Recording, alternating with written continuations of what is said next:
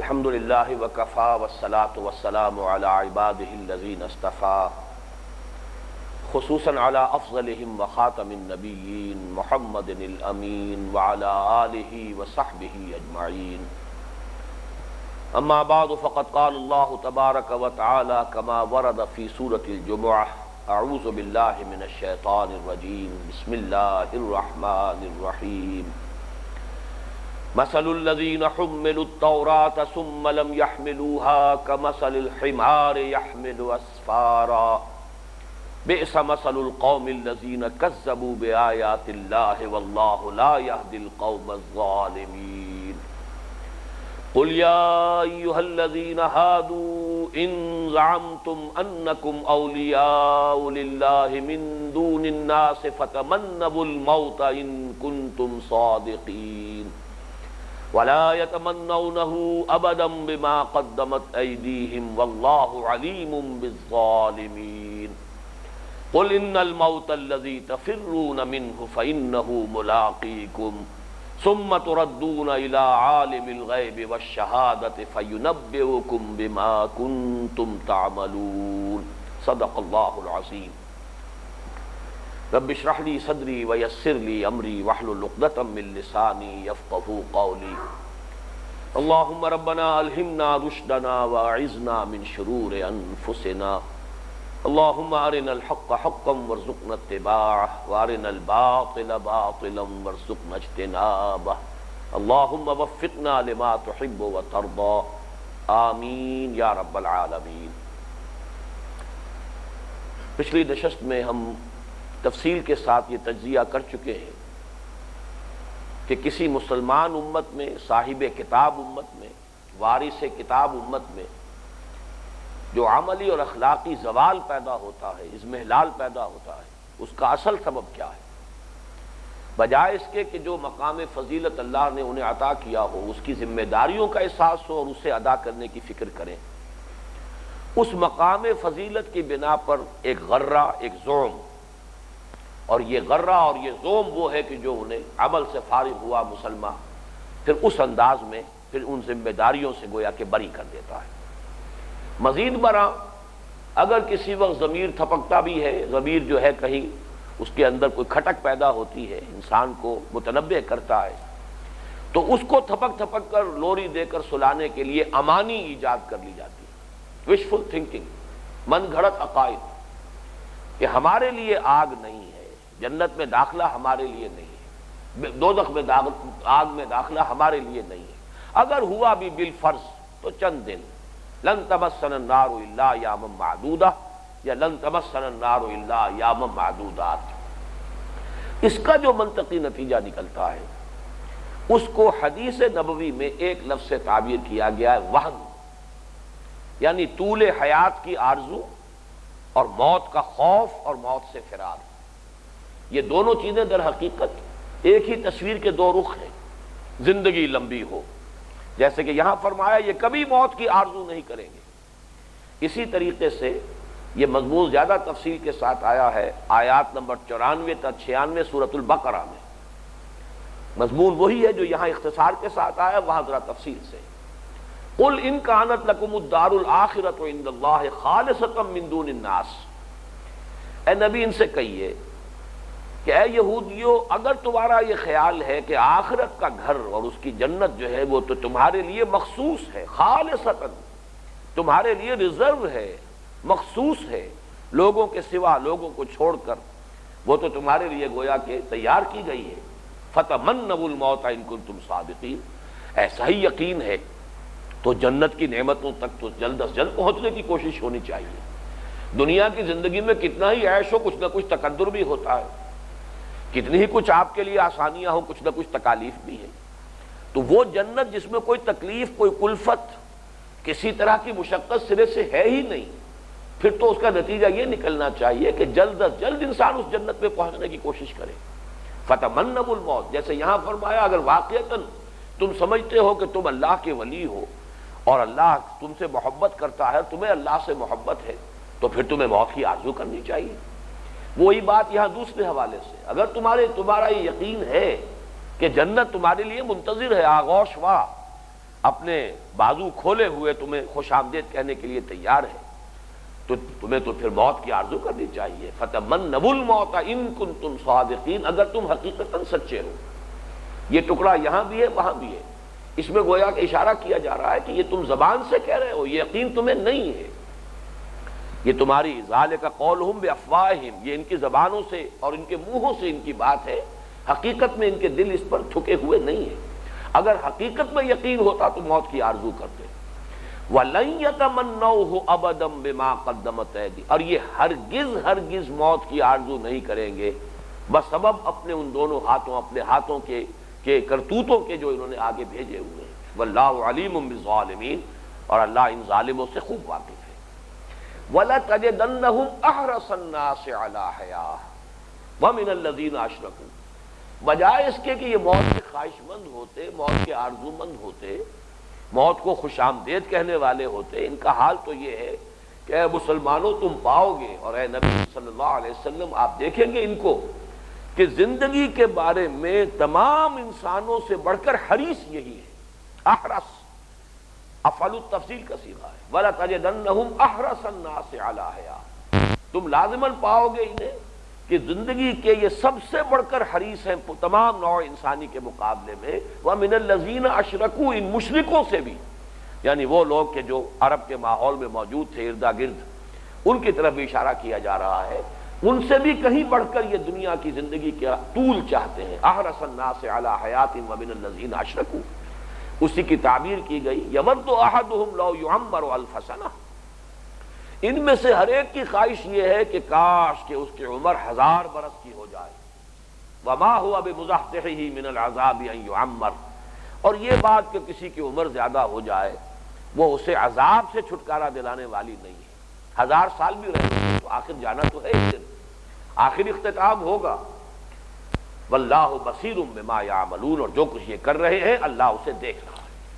تو یہ گویا کہ ہم مضمون جو آیات تھی سورہ بقرہ کی وہ بھی میں نے آپ کے سامنے رکھ دی۔ اب میں آپ کو بتانا چاہتا ہوں کہ یہ جو نتیجہ نکلتا ہے، یعنی بجائے صبر کے اور اپنی عملی ذمہ داریوں کے ادا کرنے کے، جب انسان گریز کا راستہ اختیار کرتا ہے تو ایک تو زوم نحن ابناء اللہ واحباؤہ، ہم بڑے چہیتے ہیں اور لاڈلے ہیں اللہ کے، اور دوسرے امانی، یہ جہنم ہمارے لیے بنی نہیں ہے۔ لن تمسنا النار الا ایاما معدودہ، یا لن تمسنا النار الا ایاما معدودات، اور ان دونوں کے نتیجے میں جو چیز پیدا ہوتی ہے وہ طول حیات کی آرزو اور موت کا خوف، موت سے فرار۔ اور حضور نے ان دونوں لفظوں کو جمع کیا ایک اصطلاح میں وہن۔ میں وہ حدیث اب آپ کو سنا رہا ہوں کہ جس میں یہ لفظ آیا ہے بڑے اہتمام کے ساتھ، اور یہ خبر دی جا رہی ہے کہ اے مسلمانوں تمہارا یہ حشر ہونے والا ہے۔ یہ روایت جو ہے یہ مسند احمد میں بھی آئی ہے اور سنن ابی داؤد میں بھی ہے۔ میں جو ابھی آپ کو متن سنا رہا ہوں یہ سنن ابی داؤد کا ہے رحمہ اللہ۔ عن ثوبان رضی اللہ عنہ، حضرت ثوبان جو حضور کے آزاد کردہ غلام تھے، ثوبان مولا محمد رسول اللہ صلی اللہ علیہ وسلم، قال قال رسول اللہ صلی اللہ علیہ وسلم، حضرت ثوبان فرماتے ہیں کہ نبی اکرم صلی اللہ علیہ وسلم نے ارشاد فرمایا، یوشک الامم ان تداعی علیکم کما تداعی الاکلۃ الی قصعتها، گمان ہے، اندازہ ہوتا ہے، اندیشہ ہے، ایک وقت آئے گا کہ دنیا کی قومیں ایک دوسرے کو تم پر دعوت دیں گی جیسے کہ کھانا کھانے والے ایک دوسرے کو دعوت دیتے ہیں۔ قصعہ جو ہے یہ دسترخوان کے لیے بھی لفظ مستعمل ہے، اور بڑا سا کوئی پیالہ یا بڑا سا طباق جس کے اندر پرانے زمانے میں آپ کو معلوم ہے کہ کھانا کھاتے تھے، تو وہ بڑا سا کوئی برتن ہے جس میں سب مل کر کھانا کھاتے تھے، تو ان دونوں کے لیے لفظ مستعمل ہے۔ جب کھانا رکھ دیا گیا تو اب سب ایک دوسرے سے کہتے ہیں آئیے تناول فرمائیے، چلیے آپ آگے بڑھیے۔ تو جیسے لوگ اس طرح دسترخوان پر یا کھانے کے پیالے پر ایک دوسرے کو دعوت دیتے ہیں، ایک دوسرے کو بلاتے ہیں کہ آئیے، اسی طرح تم پر قومیں ایک دوسرے کو بلائیں گی،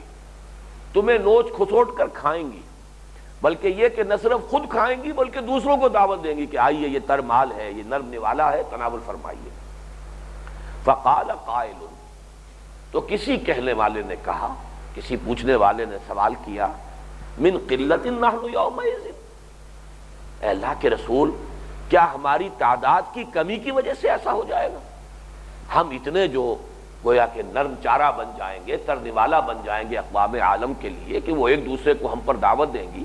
تو کیا ہماری تعداد کم رہ جائے گی؟ قال بل انتم یومئذ کثیر،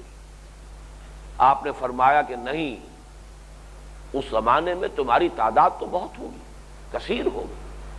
آج کہا جاتا ہے کہ 1 ارب 30 کروڑ مسلمان آج موجود ہے دنیا میں، عزت نام کی کوئی شے ہمارے پاس نہیں ہے، بلکہ جیسے کہ اس مرتبہ عید الفطر پر میں نے خطاب کیا تھا خصوصی، تو اس میں تو میں نے عرض کیا تھا کہ یہ آیت مبارکہ ہم پڑھتے ہیں ضربت علیہم الذلۃ والمسکنۃ وباؤوا بغضب من اللہ، اور ہم بڑے اطمینان سے گزر جاتے ہیں کہ یہ تو دوسروں کا ذکر ہے، یہود کا ذکر ہے۔ قرآن میں واقعتاً یہود ہی کے لیے یہ آیت نازل ہوئی ہے، اس میں کوئی شک نہیں، لیکن یہ کہ حقیقت کو دیکھیے، حقیقت بین نگاہوں سے جائزہ لیجیے۔ اس وقت تو اصل میں یہ الفاظ اب اپلائی ہو رہے ہیں، منطبق ہو رہے ہیں ہماری حالت پر، مسلمانوں پر، کہ چاہے 1.25 ارب کی تعداد ہے، عزت نام کی کوئی شے نہیں، کوئی وقار نہیں، کوئی دنیا میں ہماری رائے کا وزن نہیں، بین الاقوامی معاملات میں کوئی ہم سے ہماری رائے پوچھتا نہیں، کسنمی پرست کے بھیا کیس تھی۔ تو یہ تو کسی صحابی نے، کسی جو بھی موجود تھے اس مجلس میں، انہوں نے سوال کیا من قلت نحن یومئذ، کیا اتنے کم رہ جائیں گے ہم؟ قال بل انتم یومئذ کثیر، حضور نے فرمایا نہیں، تم بہت کثیر تعداد میں ہوگے، ولکنکم غثاء کغثاء السیل، لیکن تمہاری معنوی حقیقت یہ رہ جائے گی کہ سیلاب کے اوپر جیسے جھاگ ہوتا ہے،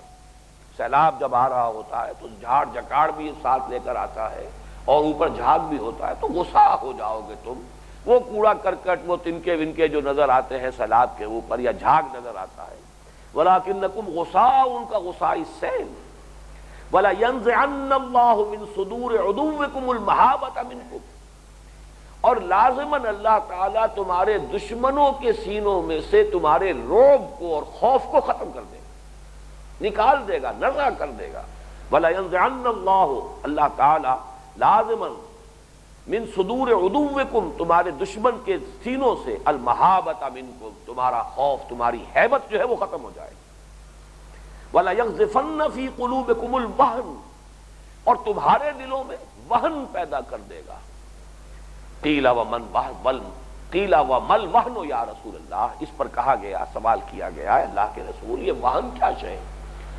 یہ واو، ہا اور نون ہے، ہمارے ہاں زیادہ لفظ مستعمل وہم ہے، اور میم اور نون میں تلفظ میں ذرا بڑا قریب ہے صوتی انداز سے، تو سمجھ لیجئے وہم نہیں ہے، وہن، وہن سے لفظ توہین، اہانت، یہ تمام وہن سے بنا ہے، توہین کرنا کسی کی باب تفعیل ہے اسی مادہ وہن سے۔ تو فرمایا وَلَا يَغْزِفَنَّ فِي قُلُوبِكُمُ الْوَهْنَ، اور اللہ تعالیٰ تمہارے دلوں میں وہن ڈال دے گا۔ قِيلَ وَمَا الْوَهْنُ یا رسول اللہ، پوچھا گیا ہے اللہ کے رسول یہ وہن کیا ہے؟ قال حب الدنیا و کراہیت الموت، کراہیت الموت، دنیا کی محبت اور موت کی نفرت، موت سے فرار، موت سے بھاگنا، وہی دو چیزیں جو میں نے عرض کیا کہ طول حیات کی آرزو اور موت سے فرار، موت کا خوف، موت سے ڈر، یہ دو چیزیں مل کر ایک بیماری کو جنم دیتی ہیں، ایک کمپوزٹ بیماری ہے، ایک مرکب بیماری ہے جس کا ایک نام محمد الرسول اللہ صلی اللہ علیہ وسلم نے وہن بتایا ہے۔ اس حدیث کی جو دوسرا جو متن ہے وہ بھی میں چاہتا ہوں کہ اچھی طرح، اس لیے کہ یہ تو ہمارے حالات پر جس طریقے سے آج منطبق ہے، خاص طور پر اس صدی کے آغاز میں اس کا انطباق ہوا تھا بتمام و کمال، اس لیے کہ پہلی جنگ عظیم کے بعد جو نقشہ دنیا میں آیا وہ یہ تھا کہ وہ جو بہت بڑی سلطنت تھی مسلمانوں کی، سلطنت عثمانیہ، 3 بر اعظموں کے اوپر پھیلی ہوئی، کتنا بڑا علاقہ تھا یہ سارا جو کچھ ہو رہا ہے بوسنیا وغیرہ کے اندر، اور وہ بہت سے ممالک جو ہے مشرقی یورپ کے، ان میں جو کچھ ہو رہا ہے، جارجیا میں ہو رہا ہے، روس کی جو بہت ریاستیں ہیں ان میں سے بعض میں ہو رہا ہے، بلکہ وہاں تو اصل ترک ہیں، یہ جو ہے یہ ترک نہیں ہے، یہ تو یہی کی قومیں تھیں کہ جو اسلام لے آئی تھیں، ان پہ جو کچھ بیت رہی ہے اس وقت، یہ پورا مشرقی یورپ کا علاقہ جو ہے تمام ممالک جو ہے سلطنت عثمانیہ کے زیر نگی تھے، پورا شمالی افریقہ، مصر اور لیبیا اور الجزائر اور یہ موراکو اور موریتانیہ، سارا کا سارا سلطنت عثمانیہ میں شامل تھا، پورا مغربی ایشیا، حجاز سمیت، شام اور عراق اور فلسطین، یہ سب کے سب یہ سلطنت عثمانیہ۔ دنیا میں اس طرح کی کوئی سلطنت اگر کبھی رہی ہے تو وہ صرف رومن امپائر تھی، ایسٹرن یورپ رومن امپائر، لیکن اس میں بھی حجاز شامل نہیں تھا اور شمالی افریقہ یہ پورا کا پورا شامل نہیں تھا۔ بہرحال اتنی عظیم مملکت کے پرچے اڑ گئے، پرزے اڑ گئے جس کو کہتے ہیں، اور سلطنت عثمانیہ کا نام و نشان مٹ گیا۔ بلکہ میں نے حالیہ اپنے مضامین میں سے کسی ایک مضمون میں آغاز یہی کیا تھا کہ یہ 20ویں صدی اس اعتبار سے بڑی عجیب ہے، یہ تاریخ میں اگر تاریخ ابھی لمبی ہے، جو میرے خیال میں لمبی نہیں ہے، وہ قیامت کا وقت اب زیادہ دور نہیں ہے، لیکن اگر تاریخ لمبی ہوئی تو یہ 20ویں صدی اس اعتبار سے بہت یادگار رہے گی کہ اس میں جو حوادث ہوئے ہیں، کسی دنیا میں آج تک کی کسی سابقہ صدیوں میں سے کسی صدی میں اتنے عظیم واقعات رونما نہیں ہوئے۔ آپ کو معلوم ہے اس کے آغاز میں سلطنت عثمانیہ کے پرچے اڑ گئے، اور اس کے اختتام کے قریب آ کر the great Soviet union USSR اس کا نام و نشان مٹ گیا۔ دونوں واقعات ہو رہے ہیں اسی صدی کے آغاز اور اس کے اختتام کے قریب۔ دو عظیم جنگیں اس صدی میں ہو چکی ہیں، اور تیسری عظیم جنگ الملحمۃ الکبریٰ، در حقیقت اس کے سائے جو ہیں اس وقت دنیا کے اوپر گہرے سے گہرے ہوتے چلے جا رہے ہیں۔ جیسے ہم کہتے ہیں کہ coming events cast their shadows before, وہ زیادہ دور معلوم نہیں ہوتا۔ بہرحال تو اس اعتبار سے اس حدیث کا اصل نقشہ سامنے آیا تھا اس صدی کے آغاز میں۔ عالم عرب کو جو بغاوت پر آمادہ کیا گیا تھا ترکوں کے خلاف، سلطنت عثمانیہ کے خلاف، وہ تو یہ سبز باغ دکھا کر کہ تم آزاد ہو جاؤ گے، تمہیں آزادی ہم دیں گے، تم ہماری مدد کرو، ترکوں کے خلاف بغاوت کرو، پھر تم آزاد ہو جاؤ گے، تم ترکوں کے غلام کیوں رہتے ہو؟ اس حوالے سے انہیں بغاوت پر آمادہ کیا، لیکن پھر ان کے جو حصے بکھرے کیے ہیں، اور یہ مصر کا معاملہ جو ہے یہ انگریزوں کے ہاتھ میں رہے گا، عراق انگریزوں کے پاس رہے گا، شام جو ہے یہ فرانس کے پاس چلا جائے گا، لیبیا جو ہے وہ اٹلی کے حوالے ہوگا، اسی طریقے سے یہ آگے کے ممالک جو ہیں ان پر بھی فرانس کا غلبہ رہے گا، الجزائر فرانس کے پاس ہوگا۔ یہ سب کچھ ہوا ہے، بندر بانٹ ہوئی ہے، اور پرچے اڑ گئے جیسے کہ اقوام عالم ایک دوسرے کو دعوت دے رہی ہے۔ یہ ہے وہ نقشہ جو میں نے عرض کیا کہ اس صدی کے آغاز میں سامنے آیا تھا۔ ویسے یہ کہ اس کی ابھی تک جو بھی باقیات و سیئات ہیں وہ موجود ہیں۔ تو اس حدیث کو میں چاہتا ہوں اس کی جو دوسرا متن ہے وہ بھی آپ سن لیں۔ عن ثوبان مولا رسول اللہ صلی اللہ علیہ وسلم، نبی اکرم صلی اللہ علیہ وسلم کے آزاد کردہ غلام حضرت ثوبان، یہ ان سے روایت کیا گیا، قال، انہوں نے فرمایا، قال رسول اللہ صلی اللہ علیہ وسلم، کہ نبی اکرم صلی اللہ علیہ وسلم نے ارشاد فرمایا، یوشک ان تداع علیکم الامم من کل افق، اندیشہ ہے کہ تم پر قومیں ایک دوسرے کو بلائیں گی ہر چہار طرف سے، کل افق، ہر جانب سے۔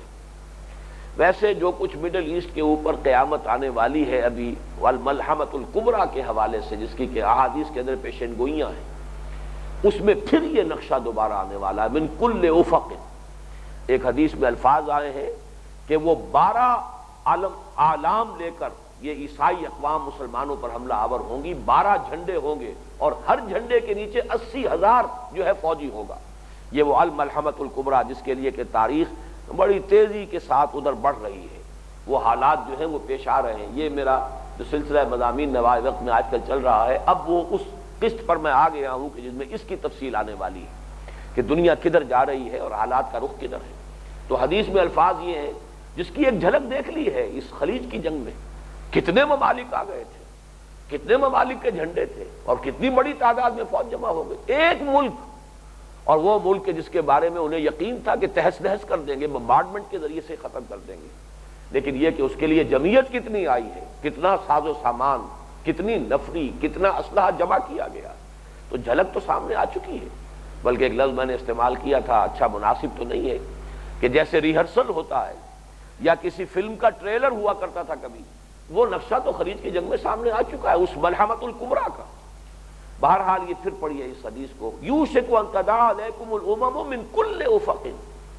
اندیشہ ہے کہ تم پر اقوام جو ہے دنیا کی اقوام عالم ہر چہار طرف سے، ہر افق سے آئیں گی اور ایک دوسرے کو دعوت دیں گی، کما تداع الاکلۃ علی قصعتھا، جیسے کہ اپنے کھانے کی طرف دسترخوان یا کسی بڑے برتن کی طرف جو ہے کھانے والے ایک دوسرے کو بلاتے ہیں۔ اکلا طلبہ کے وزن پر ہے، جیسے طالب کی جمع طلبہ، اسی طرح آکلن کھانا کھانے والا، اس کی جمع اکلا، کھانا کھانے والے ایک دوسرے کو بلاتے ہیں۔ قال قلنا یا رسول اللہ امن قلت بنا یومئذ، وہی سوال۔ دیکھیے یہاں پہ ایک اہم اصول اور بھی سمجھ لیجئے، احادیث کے اندر یہ فرق آپ کو ضرور نظر آئے گا۔ راوی ایک ہی ہے ثوبان، پچھلا متن بھی انہی سے روایت ہے، یہ متن بھی انہی سے روایت ہے، راوی ایک ہے صحابی، لیکن یہ کہ ان سے جس نے سنا پھر ان سے جس نے سنا، اب یہ روایت کی چین مختلف ہو رہی ہے، اسی لیے یہ دو حدیثیں علیحدہ شمار ہوں گی۔ متن جو ہے ایک ہے، واقعہ ایک ہے، راوی جو ہے صحابہ کے لیول پر ایک ہے، لیکن آگے جو ہے اب ان میں سے تابعین نے کسی نے سنا ہے، دو نے سنا ہے، اب اس کو نقل کرتے ہوئے تھوڑا سا فرق الفاظ میں ہو جانا یہ بالکل قرین قیاس ہے۔ یہی مابہ الامتیاز معاملہ ہے قرآن کا کہ حروف بھی محفوظ ہے، اس کا پورا متن محفوظ ہے، اس میں اگر کوئی قرات کا فرق ہے وہ بھی محفوظ ہے۔ محفوظ کا مطلب ریکارڈڈ ہے، معلوم ہے کہ یہ لفظ اس طرح بھی پڑھا جا سکتا ہے، اس طرح بھی پڑھا جا سکتا ہے۔ لیکن یہ کہ حدیث کے اندر جو الفاظ کے اندر اور ترتیب میں، جیسے حدیث جبرائیل ام السنہ ہے لیکن اس کی مختلف روایات ہیں، حضرت ابو ہریرہ سے ہے رضی اللہ تعالی عنہ، حضرت عمر سے ہے رضی اللہ تعالی عنہ، حضرت ابن عباس سے ہے رضی اللہ تعالی عنہما، حضرت ابن عمر سے ہے رضی اللہ تعالی عنہما، لیکن یہ کہ تھوڑا تھوڑا فرق، یہاں تک کہ ترتیب میں بھی فرق ہے۔ تو حدیث اور قرآن کے اندر یہ فرق ضرور سمجھیے کہ قرآن مجید کا متن، اس کے حروف وہ بھی محفوظ ہے اللہ کی طرف سے، انا نحن نزلنا الذکر وانا لہ لحافظون، جبکہ احادیث کا مفہوم محفوظ ہے، لیکن یہ کہ اس کے الفاظ کے اندر کچھ آگے پیچھے ہونے کا احتمال ہے۔ اب یہاں دیکھیے من کل افقن کے الفاظ موجود نہیں تھے سابقہ روایت میں، لیکن ہمارے لیے کس قدر قیمتی بات ہے یہ۔ دو حدیثیں آ گئی ہیں تو اس کے اندر ایک پہلو اور نیا نکھر کر آ گیا کہ یوشک ان تداعی علیکم الامم من کل افق، ہر چہار جانب سے، ہر افق سے قومیں تم پر دوڑیں گی اور ایک دوسرے کو دعوت دیں گی۔ کما تداعی الاکلۃ علی قصعتها قال قلنا یا رسول اللہ امن قلت بنا، اب یہاں پہ بنا کا لفظ اضافہ ہے، کیا اس دن ہمارے اندر قلت پیدا ہو گئی ہوگی، ہم پر قلت مسلط ہو چکی ہوگی، قلت تعداد ہمارے اوپر جو ہے مسلط ہو چکی ہوگی۔ قال انتم یومئذ کثیر، اب یہاں بل کا لفظ نہیں ہے، انتم یومئذ کثیر، نہیں اس دن تم بڑی کثیر تعداد میں ہوگے، ولکن تکونون غثاء کا غصاء السیل، لیکن تم ہو کر رہ جاؤ گے بس سیلاب کے اوپر کا جھاڑ جھکاڑ، وہ تنکے وغیرہ جو چلے آ رہے ہوتے ہیں یا جھاگ جو نظر آتا ہے۔ ینتزع یا ینتزع المحابۃ من قلوب، یا ینتزع المحابۃ، اللہ تعالیٰ نزع کر لے گا، نکال لے گا ہیبت کو من قلوب عدوکم، تمہارے دشمنوں کے دلوں سے۔ وہاں صدور کا لفظ تھا یا قلوب کا لفظ ہے، مفہوم ایک ہے، مراد ایک ہے۔ وَيَجْعَلُ فِي قُلُوبِكُمُ الْوَهْنَ، اور تمہارے دلوں میں وہن پیدا کر دے گا۔ قَالَ قُلْنَا وَمَا الْوَهْنُ، اس پر ہم نے سوال کیا یہ وہن کیا ہے؟ قَالَ حُبُّ الْحَيَاةِ، وہاں لفظ ہے حب الدنیا وکراہیت الموت، یہاں ہے حب الحیات وکراہیت الموت، مفہوم ایک ہے۔ اس حیات دنیاوی کی محبت اور موت کی کراہیت یہ ہے جس کا نام وہن ہے، اور یہ جب تم میں پیدا ہو جائے گا تو تمہارے اندر تمہاری محبت جو ہے، خوف تمہارا ختم ہو جائے گا، اور تم دنیا کے لیے، اقوام عالم کے لیے ایک ترنے والا بن جاؤ گے، نرم چارہ بن جاؤ گے۔ یہ ہے وہ نقشہ کہ جو سورۃ جمعہ میں سابقہ امت کا کھینچا گیا، موت کی آرزو سے فرار، اور اسی کا ایک نتیجہ اور بھی سمجھ لیجئے، اس کا ایک نتیجہ بزدلی جو پیدا ہوتی ہے، جو یہود میں پیدا ہوئی تھی، اس کا ایک نقشہ یہ ہے کہ جو ہم سورہ صف میں دیکھ چکے ہیں،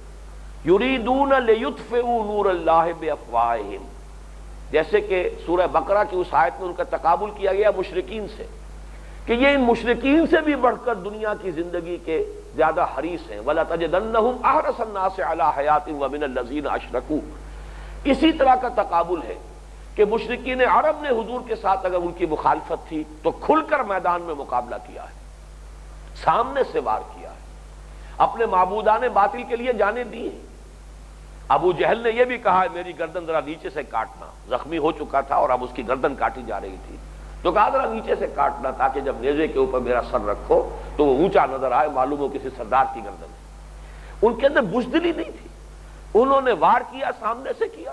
اور اپنے معبودان باطل کے لیے بھی جانے نثار کر دی۔ لیکن جب کسی مسلمان قوم میں یہ وہن پیدا ہو جاتا ہے، اس میں دنیا پرستی آ جاتی ہے، اس میں حب الدنیا و کراہیت الموت آتی ہے تو اس سے بڑھ کر بزدل قوم دنیا میں اور کوئی نہیں رہتی۔ یہ وہ نقشہ ہے جو یہود کا تھا کہ یہ لوگ جو ہے مشرکین، یہ تو مقابلہ کر رہے ہیں، مزاحمت کر رہے ہیں دین کے غلبے کی، یہ تو اپنے ہاتھوں سے کر رہے ہیں، اپنی تلواروں سے کر رہے ہیں، اپنی جانیں دے کر کر رہے ہیں، لیکن یہود کا طرز عمل یہ ہے کہ یریدون لیطفئوا نور اللہ بافواہہم، یہ اپنے منہ کی پھونکوں سے چاہتے ہیں اللہ کے نور کو بجھا دینا۔ اور یہ مضمون بھی اتنا اہم ہے کہ یہ مضمون سورہ توبہ میں بھی آیا ہے، یریدون ان یطفئوا نور اللہ بافواہہم، صرف لیطفئوا اور ان یطفئوا کا فرق ہے۔ یہ چاہتے ہیں کہ اپنے منہ کی پھونکوں سے اللہ کے نور کو بجھا دیں، یہ ان کا طرز عمل ہے اور در حقیقت یہ مظہر ہے ان کی بزدلی کا۔ اور اسی کا نقشہ کھینچا گیا ہے سورہ حشر میں، لَأَنْتُمْ أَشَدُّ رَحْبَةً فِي صُدُورِهِمْ مِنَ اللَّهِ، اے مسلمانوں ان کے دلوں میں تمہارا رعب، تمہارا خوف اللہ کے رعب اور خوف سے کہیں بڑھ کر ہے۔ یہ اللہ سے نہیں ڈرتے، تم سے ڈرتے ہیں۔ اللہ کا کی خشیت یا اللہ کا خوف ان پر نہیں ہے بلکہ تمہارا خوف ہے۔ ذالک بانہم قوم لا یفقہون، اور یہ اس لیے کہ یہ جاننے والے لوگ نہیں ہیں۔ اگر علم حقیقی ہو، علم حقیقی تو ایمان ہے، ایمان کا منطقی نتیجہ کیا ہے؟ اصل زندگی آخرت کی زندگی ہے، پھر بزدلی کا کیا سوال؟ مرنا تو ہے ہی ہے، ایک ہی دفعہ مرنا ہے، اور اگر موت حق کے راستے میں آ جائے اور شہادت کی موت نصیب ہو جائے تو اس سے بڑی کامیابی کیا ہے؟ نشان مرد مومن باتوں گویم جو مر گائے تبسم مطلب ہے اس،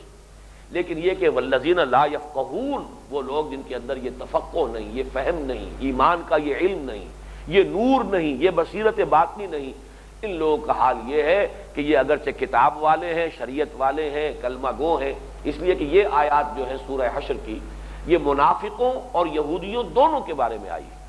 بلکہ سیاق کلام جو ہے وہاں سورہ حشر میں وہ تو منافقین کی طرف زیادہ ہے،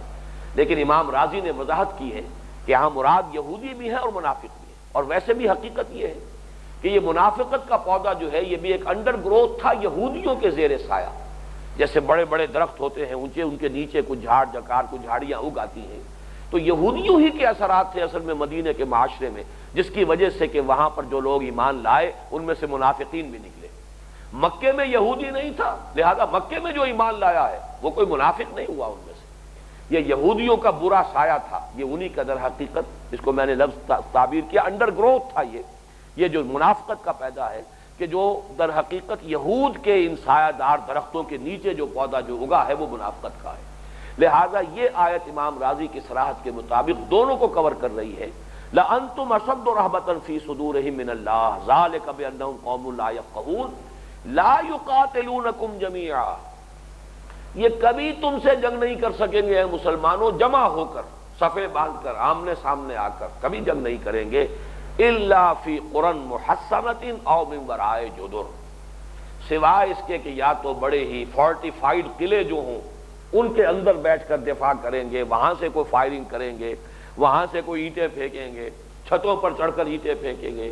او من ورائے جدر، یا کہیں فصیلوں کے پیچھے اپنی جانوں کا تحفظ برقرار رکھتے ہوئے سامنے آ کر دو بدو مقابلے کی ان کے اندر ہمت نہیں رہی۔ یہ بزدلی ہے کہ جو پیدا ہو جاتی ہے جب کسی مسلمان قوم کے اندر وہن پیدا ہو جائے، وَلَٰكِنَّ فِيكُمْ وَهْنٌ، تمہارے اندر وہن پیدا ہو جائے گا۔ وہ نقشہ ہے جو یہاں کھینچا گیا، قُلْ يَا أَيُّهَا الَّذِينَ هَادُوا إِن زَعَمْتُمْ أَنَّكُمْ أَوْلِيَاءُ لِلَّهِ مِن دُونِ النَّاسِ فَتَمَنَّوُا الْمَوْتَ إِن كُنتُمْ صَادِقِينَ وَلَا يَتَمَنَّوْنَهُ أَبَدًا بِمَا قَدَّمَتْ أَيْدِيهِمْ وَاللَّهُ عَلِيمٌ بِالظَّالِمِينَ۔ یہاں ایک نقطہ رہ گیا ہے جو تفسیری اشکال اس میں ہے، ان آیات میں موت کی آرزو یا تمنا ممنوع ہے، اس سے ہمیں روکا گیا ہے، جبکہ یہاں یہ کہا جا رہا ہے کہ موت کی تمنا کرو، فتمنوا الموت، اور نہ صرف اس مقام پر کہا گیا، ابھی میں آپ کو سورہ بقرہ کی آیات سنا چکا ہوں،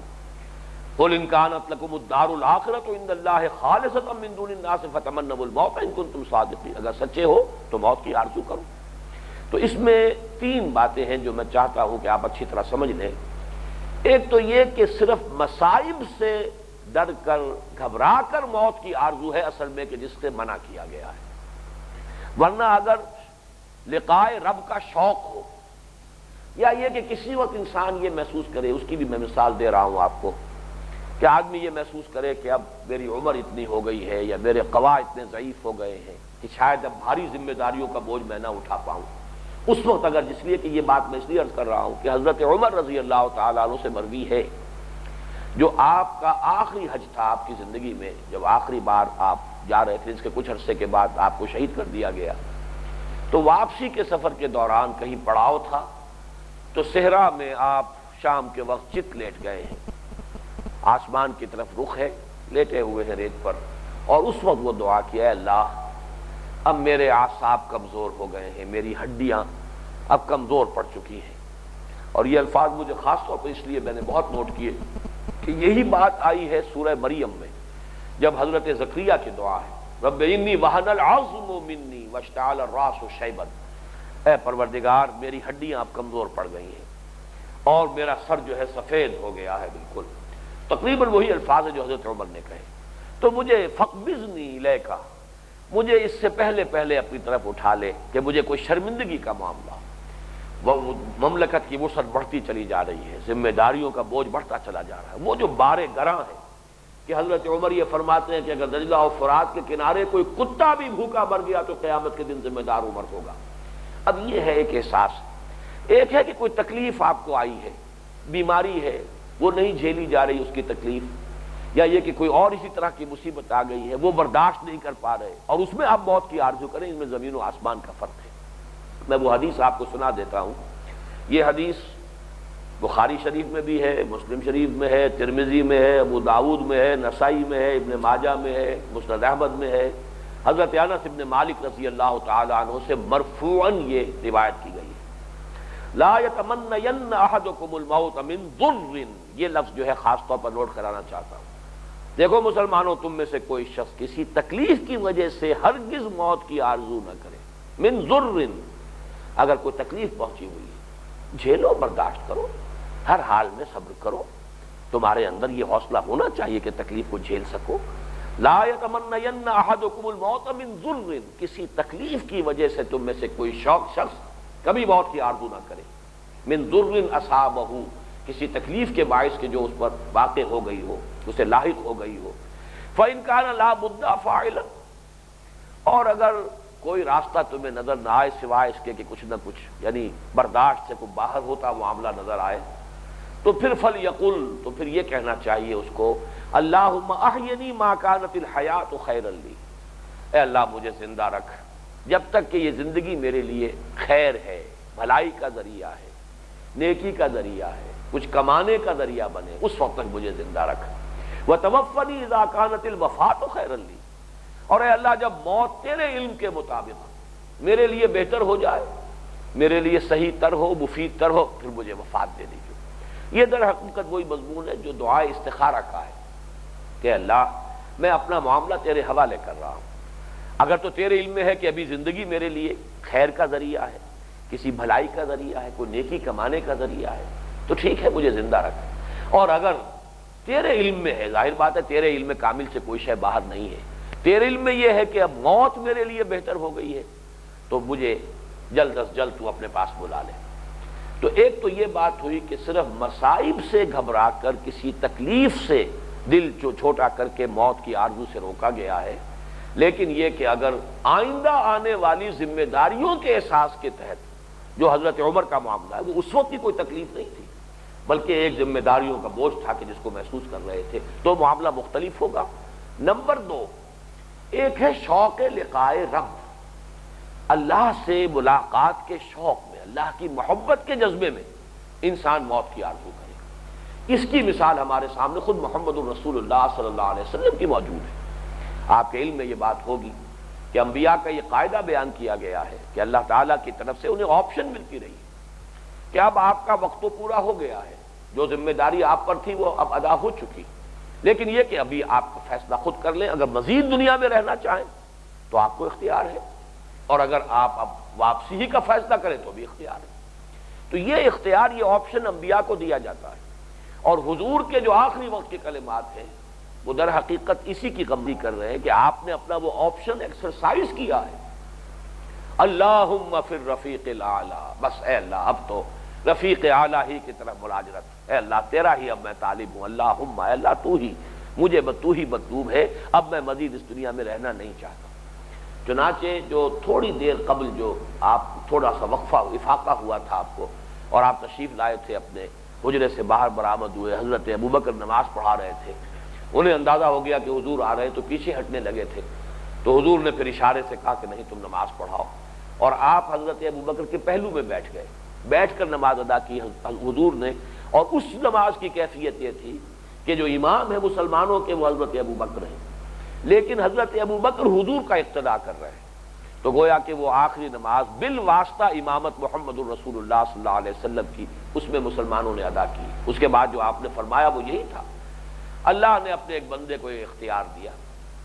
تو بندے نے یہ شے قبول کر لی۔ اب اسی وجہ سے حضرت ابوبکر رو پڑے، باقی سب حضرات نہیں سمجھے کہ یہ بات کیا ہے، کہ یہ اپنی بات حضور فرما رہے ہیں، نہیں، اللہ نے اپنے ایک بندے کو ایک اختیار دیا۔ لیکن حضرت ابوبکر رو پڑے، انہیں اندازہ ہو گیا کہ حضور نے اب فیصلہ کر لیا۔ اس اعتبار سے بھی گویا کہ موت کو پسند کر لینا، اگر کہیں آپشن ہے تو لقائے رب کے شوق میں اب موت کی آرزو کرنا یا موت کے لیے وہ اپنے لیے پسندیدہ قرار دینا، یہ بھی اس کے منافی نہیں ہوگا۔ ایک تیسری تعویل کی ہے اس کی، اور وہ تعویل امام راضی نے کی ہے، لیکن یہ کہ امام راضی اسے منسوب کرتے ہیں اوروں کی طرف بھی، کہ یہ در حقیقت دعوت مباہلہ تھی، فتمنوا الموت، اس سے مراد جو ہے مطلقاً موت کی آرزو نہیں ہے، بلکہ مباہلے کی دعوت تھی۔ جیسے سورہ آل عمران میں مباہلہ جو ہے وہ جو عیسائیوں کے ساتھ ہوا ہے اس کا تو صراحتاً ذکر ہے، ثم نبتہل فنجعل لعنت اللہ علی الکاذبین، تعالوا ندعو ابناءنا وابناءکم ونساءنا ونساءکم وانفسنا وانفسکم ثم نبتہل فنجعل لعنت اللہ علی الکاذبین۔ یہ ابتحال، یہ مباہلہ ہے کہ جب کوئی شے کسی پر پورے طور سے واضح ہو گئی ہو، اور آپ کو بھی اب یہ آپ کا دل گواہی دے رہا ہے کہ اس شخص پر بات پوری طرح منکشف ہو چکی ہے، اب یہ صرف ہٹ دھرمی میں انکار کر رہا ہے، اس وقت آخری ٹیسٹ یہ ہے کہ اب مباہلہ کیجیے۔ مباہلہ عام حالات میں کرنے کی شے نہیں ہے، اسی وقت جب کہ یقین ہو جائے، اگر کوئی شخص مغالطے میں ہے تو، اور آپ کو یہ خیال ہے کہ ابھی یہ مغالطے میں ہے، حقیقت اس پر پورے طور سے منکشف نہیں ہوئی ہے، تو مباہلہ نہیں ہوگا۔ مباہلہ اس وقت کیا جاتا ہے جبکہ یہ یقین ہو جائے ایک فریق کو کہ بات پوری واضح ہو چکی ہے، یہ جانتا ہے کہ حقیقت یہ ہے، اور اب صرف ہٹ دھرمی کی وجہ سے منکر ہے، تو اس کی ہٹ دھرمی کا پردہ چاک کرنے کے لیے اب اس کو چیلنج کیا جائے کہ آؤ پھر بیٹھو، ہم دعا کرتے ہیں کہ اللہ جو ہم میں سے جھوٹا ہو اس پر تیری لعنت ہو جائے۔ تو جس کے دل میں وہ چور ہوگا وہ اس سے فرار اختیار کرے گا۔ نجران کے جو بڑے عیسائی علماء آئے تھے، راہب آئے تھے، قسیسین ان میں سے آئے تھے، بہت بڑی جماعت تھی، وہ سب فرار کی راہ اختیار کر گئی، مباہلہ کا چیلنج حضور کا انہوں نے قبول نہیں کیا۔ تو یہ اصل میں حق کے احقاق اور باطل کے ابطال کا ایک ذریعہ ہے کہ معلوم ہو جائے کہ کس کو کتنا کانفیڈنس ہے اپنی بات کے اوپر، اور کون در حقیقت سب کچھ جانتے بوجھتے ہوئے ایک غلط موقف اختیار کر رہا ہے۔ تو یہ امام راضی نے نقل کیا ہے کہ بعض لوگوں کی رائے یہ ہے، خود انہوں نے بھی اس کو ترجیح دی ہے، کہ یہ مباہلے کی دعوت تھی، گویا کہ یہاں پہ اگرچہ الفاظ مباہلے کے نہیں آئے ہیں کہ اگر تمہیں واقعتاً یہ زوم ہے، یعنی ان کے زوم کو توڑنا مقصود ہے، یہ تمہارا زوم ہے ہی نہیں، یہ صرف تم اپنی زبان سے کہہ رہے ہو، اپنے منہ سے کہہ رہے ہو، ذالک قولہم بافواہہم، جیسے کہ سورہ بقرہ کے تیسرے رکوع میں کہا گیا ہے کہ ان کنتم فی ریب مما نزلنا علی عبدنا فاتوا بسورۃ من مثلہ وادعوا شہداءکم من دون اللہ ان کنتم صادقین، لیکن یہ کہ یہ کبھی بھی نہیں آئیں گے، وَإِن لَمْ تَفْعَلُوا وَلَن تَفْعَلُوا فَاتَّقُوا النَّارَ الَّتِي وَقُودُهَا النَّاسُ وَالْحِجَارَةُ، اگر تم اس چیلنج کو قبول نہیں کرو گے، اور ہرگز نہیں کرو گے، اس لیے کہ تمہارا یہ کہنا جو ہے یہ تم صرف زبان سے کہہ رہے ہو، تمہیں کوئی شک نہیں ہے قرآن مجید کے بارے میں، اگر تم کسی شک میں ہو کہ یہ جو کچھ ہم نے نازل کیا اپنے بندے پر یہ اللہ کی طرف سے نہیں ہے،